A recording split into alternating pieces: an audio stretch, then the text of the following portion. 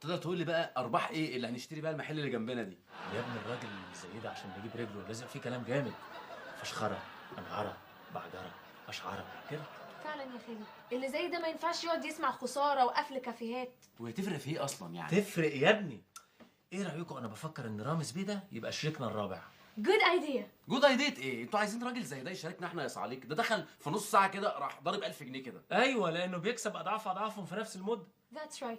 المهم بقى نفهمه ان احنا بنكسب ما بنخسرش.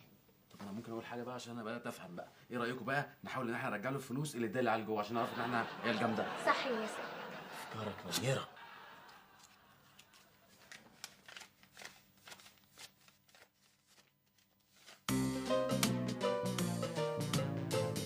Oui, mon ami.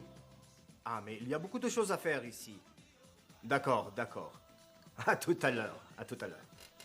طبعا انت مش فاهم اي حاجه من الانجليزي اللي بيقوله. هو بقول نشره اخبار وانجليزي ايه اللي انت بتتكلم فيه؟ ده طلياني مش سامع بقول لندن. يا جهله ده فرنش. الو. اهلا اهلا يا باشا. ايه؟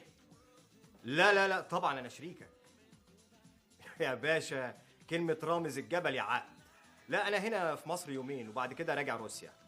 رايح يصيف في روسيا. ما يصيف في مارينا زي الناس المساكين. الراجل ده رغاي ورطرات وانا الراجل ده مش عاجبني. ايه يا حشمت؟ 15 سنة معاشرني ولسه ما اتعلمتش يا حشمت. علمني يا لورد، علمني. اللي زي الباشا ده شريك بالفلوس وبس. والاداره لسعادتك طبعا. مش مهم الإدارة، المهم إن هو وافق يشتغل في المشروع زيه زي أي موظف، وكده تتأكد إن هو هيبذل أقصى جهد عنده، لأن المال ماله، وساعتها الأرباح تزيد. لكن يا باشا حصتك ضعف حصته.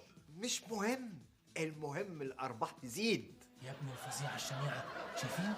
يعني لو عمرو وهاله وايمن واشرف كانوا شركاء معانا كنا حققنا ارباح. لان المال بقى مالهم.